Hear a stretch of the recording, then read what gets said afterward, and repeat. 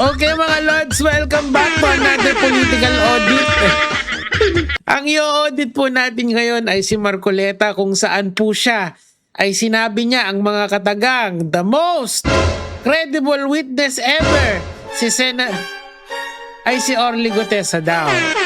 Congratulations dahil ngayon ikaw ay nilalaglag na ni Orly Gutesa sa Kumunoy. So bakit po natin to kailangang balik-balikan? Kasi po ang credibility po ng isang witness ay napaka-importante.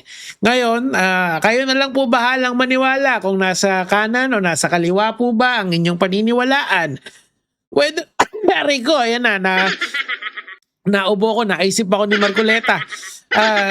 Kung kayo ay naniniwala kay Marcoleta or kayo ay naniniwala kay Gutesa, pag i-audit natin itong video na to para magkaintindihan tayo. Let's go. Ang isa pa po na testigo na inaakala ko na pinakatotoo, the most credible witness ever produced by the Blue Ribbon Committee, Orly Gutesa.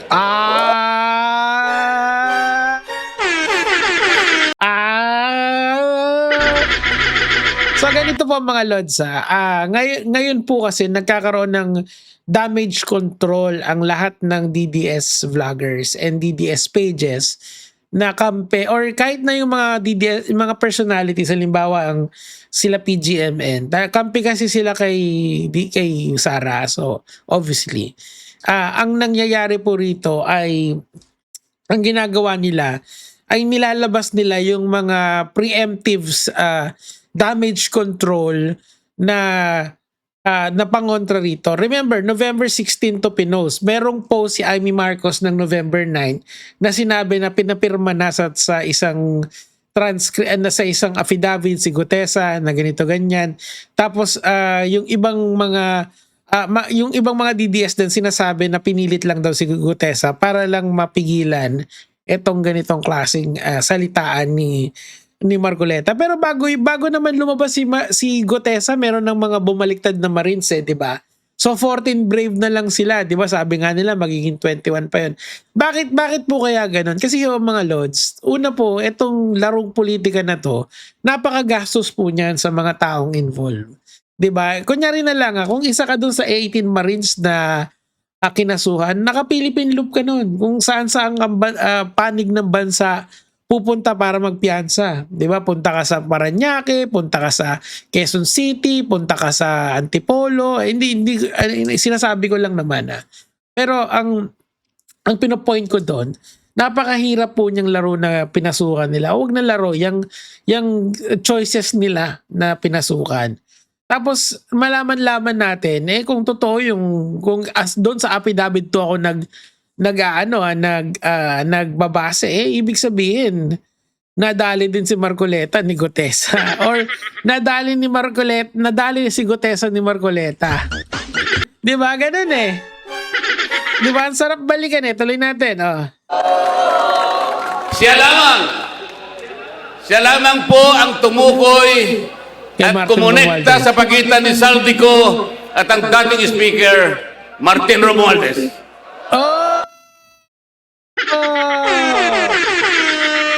Hindi kasi ang linalabas kasi ni Baligod, nag-deliver daw ng maleta etong si Gutesa kay Martin Romualdez. That is the claim. Problema lang kasi may picture lang kasi. Ang kailangan natin makita doon is paano dineliver. Halimbawa, meron ka lang, dala-dala mo lang yung mga may dala-dala akong bag, tapos sasabihin mo, dineliver ko yan sa Quiapo. Paano mo nalaman na pumunta ako sa Quiapo? Parang ganun yan So yung forensics nun, dun pa lang mahihirapan ng i-connect. Kasi nga, lalo ngayon, bumaliktad na siya, paano pa i-connect yun, di ba? So ako, hindi naman sa sinasabi kong walang kasalanan si Martin Romualdez. That's not what I'm saying. What I am saying is this. Kailangan kumuha kayo ng mas credible na witness na hindi babaliktad, na talagang may paninindigan na ito yung nangyari. Kasi kung wala namang tetestigo labang kay Romualdez, paano mangyayari niyan, di ba? Di ba? Kasi kailangan talaga ng testigo agad sa kanya na talagang magpapakita na dinadalan siya ng limpak-limpak na pera, di ba? kung bumaliktad, anong mangyayari? Nakakatawa nga kasi kung sino-sino yung tinuturo nila. Dati hindi kasali si Erwin Tulfo, tapos biglang nasali nung naging kalaban. Si Ligarda kasali, si Mark Villar kasali. Tapos nawala si Ligarda. Ngayon si Ligarda may plunder dahil sa solar. Umalis na ngayon. Ewan ko kung babalik pa, di ba? So, naiintindihan nyo ba na wag tayong magpalaro dito sa mga tao na to. Mag-isip tayo para sa sarili natin. Paniniwalaan nyo pa ba si Gutesa or hindi na? Kung pinaniniwalaan nyo, good for you. Ako medyo hirap na akong, doon sa mga Maleta boys, medyo mahirap na akong paniwalaan yung accuracy nung sinasabi nila. I do think, siguro, benefit of the doubt, merong kernel of truths doon na tinatawag. May totoo, may kasinungalingan. Pero sa ngayon kasi blurred na yung lines nun Bakit kanyo? Kasi may mga bumabaliktad sa kanila Hindi sila solid 'Di ba? Ang problema lang yung mga principal nila, si Marcoleta, si Bike Defensor, mga mga shady character din, hindi din sila buo. Natuloy. Wala na pong iba. Ito hindi pa yata lumalabas dito yung 18 Marines, di ba? Or palabas na sila.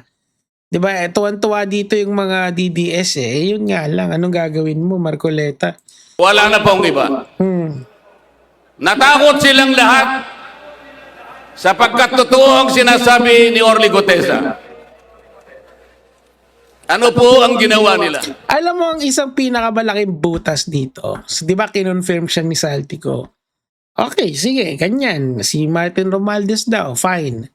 Pero, dun sa speech mismo ni Saldico, sabi niya na wala siyang kasalanan.